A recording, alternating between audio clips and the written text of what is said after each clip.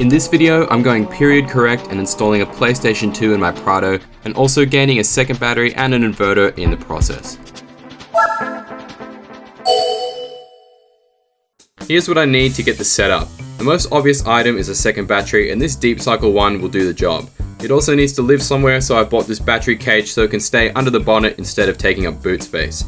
I've also got this isolator to make sure it doesn't drain the starter battery too much, and along with these terminals, that basically gives me all the wiring stuff I need to make this work. To step things up from 12 volts to 240, I've got this 1000 watt inverter, which will be enough to run a small kettle or about 20 PS2s. Speaking of which, I have a slim console here, which should fit nicely under the passenger seat on top of the inverter, and last but not least, a mint copy of Gran Turismo 4 off eBay.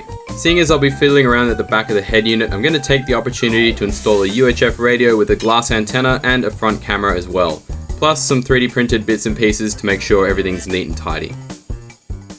This is where the battery cage is going to go, but we have a charcoal canister in the way at the moment. So I'm going to remove this, we'll mount the cage, and then this will attach to the front of the cage.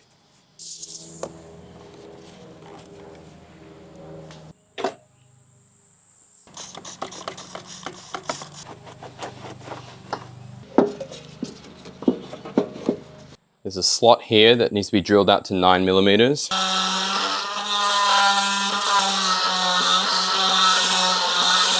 Tiny bit of paint for that, just for the exposed metal.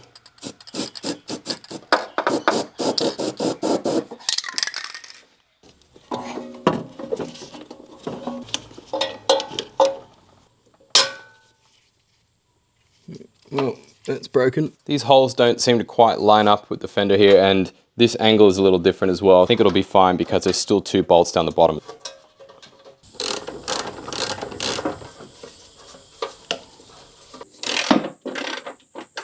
The canister bracket goes here.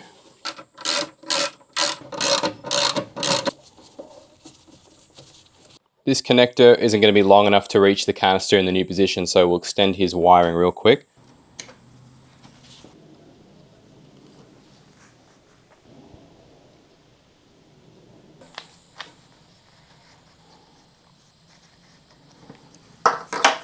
Printed up a new block here and bent up this bracket a bit to make it work with the position of the cage and these fuel lines.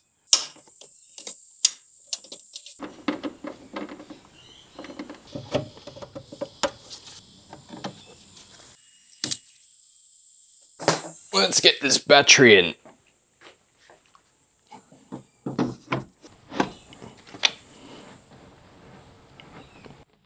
That's a bit snug. How does that work? What? There's nothing to hook these around. There's a slot on the side, but then that's too short. What are you supposed to do? Come back to that.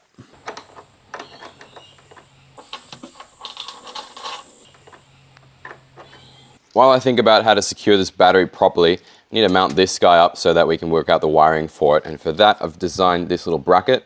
This will just slide behind that fuse box bolt. We'll use one more bolt there. Tighten it up, let's see how it looks.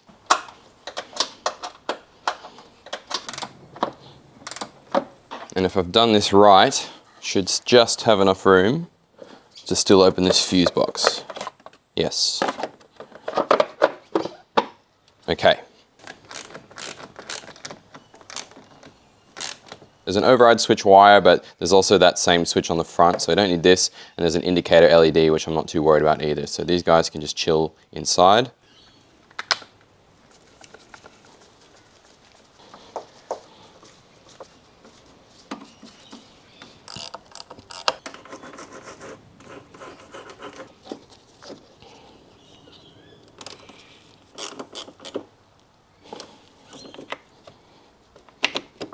This is the ground for the box here. It's a little bit small to fit on anything, so I think I'm going to increase it up to a 6mm, and then we can just ground it with everything else.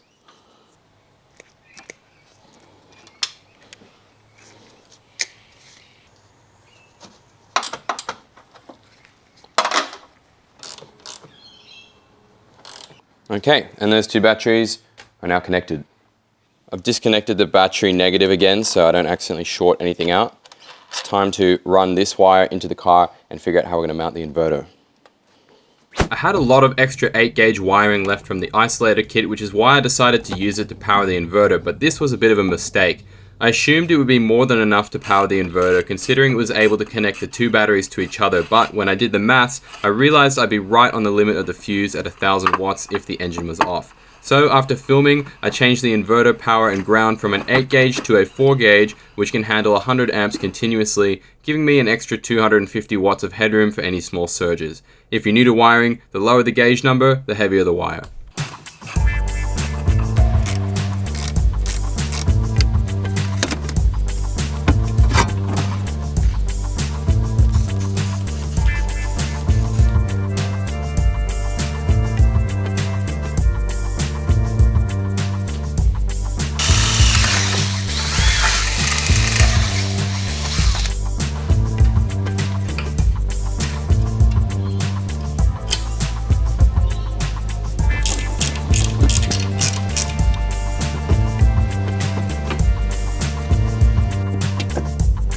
Check this screw here with the multimeter. It's got good continuity with the rest of the body, so we're going to use this as the point to attach the ground cable for the inverter.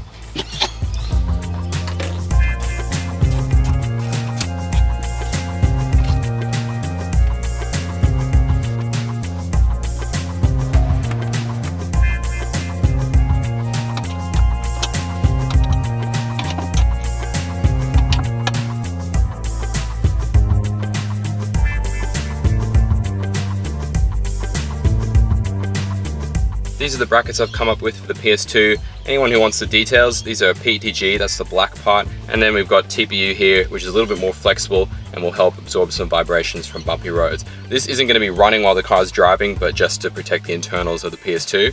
These also have an insert I've printed separately, which will compress better for side-to-side movement. If you printed this all one piece, the absorption this direction wouldn't be very good. So this is nice and squishy.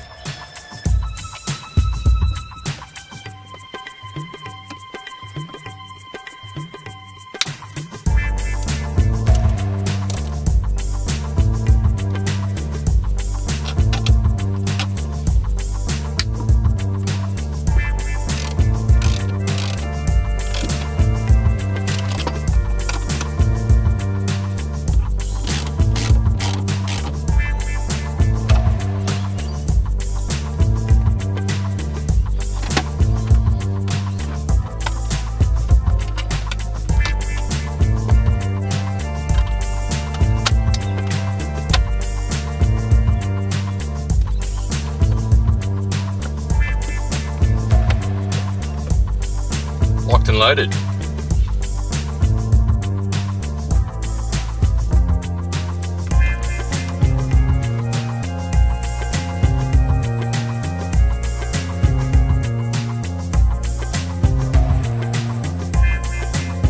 So the PS2 and the inverter are wired up and running off the second battery, but at the moment, the head unit and the speakers coming out of it are still powered by the first battery, which completely defeats the purpose. So in order to have the whole Gran Turismo setup running off the second battery and not getting in the way of starting the car, we need to run a second wire from this little sneaky opening on the terminal here that'll power the head unit from now on.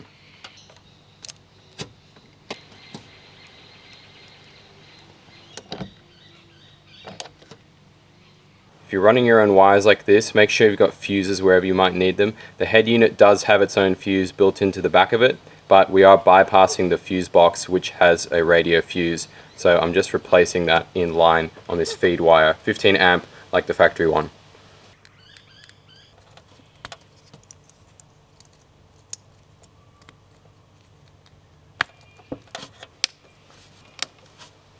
I've decided to keep it simple for this battery. We're just going to use a tie down. This thing is already such a snug fit. I honestly think if I flipped the car, it wouldn't even fall out. But just for peace of mind, a little extra strap doesn't hurt.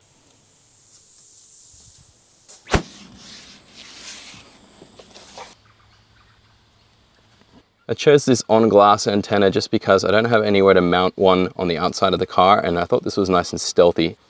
And the reason I'm putting it here is it has to be 15 centimeters minimum from the A-pillar so that it doesn't interfere with the signal. So that's why it's here. I've got this red piece of tape to measure that distance for me. There you go, something like that. Antenna wire Nice little right angle connector.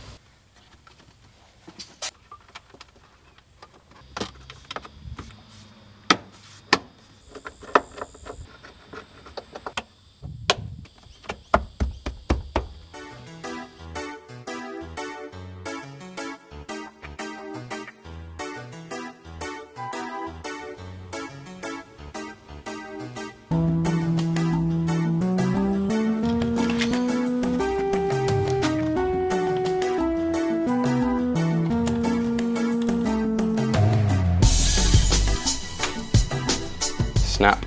This looks a bit crazy. I don't think I've ever had this many connections coming out the back of a head unit, so let's just try and get them all in one at a time and see if it works. UHF aerial, UHF ground, UHF power, front camera, rear camera, GPS booster, radio antenna, PS2 RCA connectors. What's this? I don't even know anymore. Steering wheel, don't have that. Rear camera, that is done separately. Main head unit harness.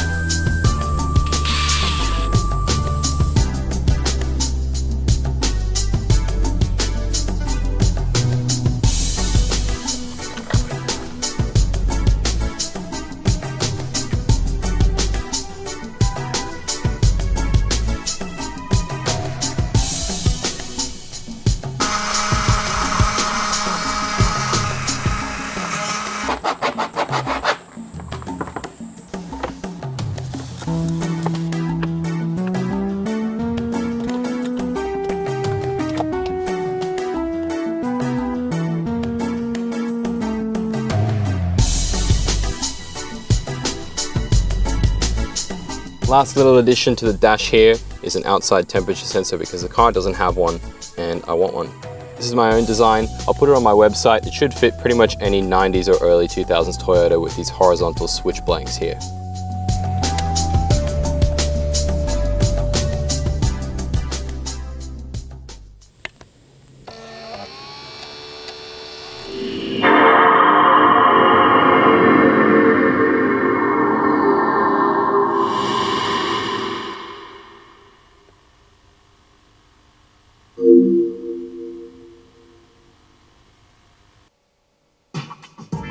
Have a look at that. Gran Turismo in the car. Now, as you can see, I have been playing a little just to check that the PS2 works, which it does. But we're going to keep the Suzuki Cappuccino because I have one more race to do in the K-Car Cup. I think that's a nice one to wrap up on. I saved the best one for last for you guys. Scuba circuit? Don't know. Tsukuba circuit. It's actually not a bad screen size for this because you're sitting so close to it. It works. Get past these two guys. I have tuned this up a bit as far as I can go, so we have a total of 103 horsepower, which is actually pretty good for this little thing.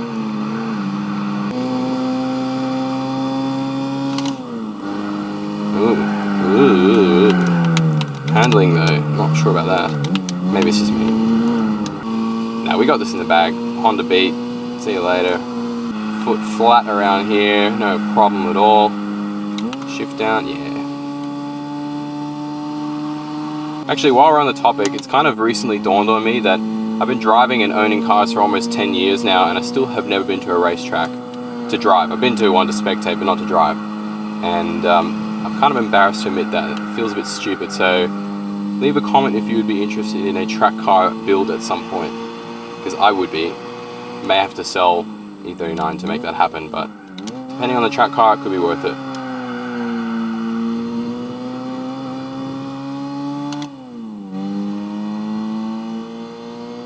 It's just too easy with this insane amount of power in the Cappuccino.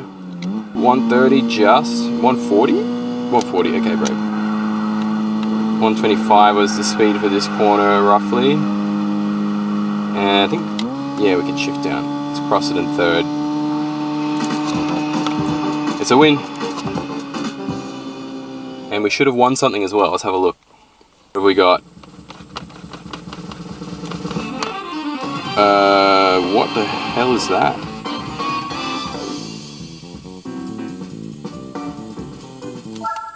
Cool. I have no idea what that is. But yeah, this is cool. This brings back a lot of memories. And I feel like the fact that it's on this little screen in the car makes it even cooler, especially because it's a very low res game. So being on a small screen kind of helps. I'm going to play you one more song before you go.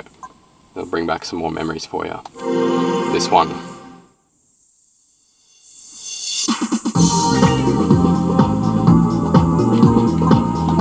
There you go. Thanks for watching. Next video will be something on this car. I haven't decided yet, but at some point it'll come up. Enjoy the music.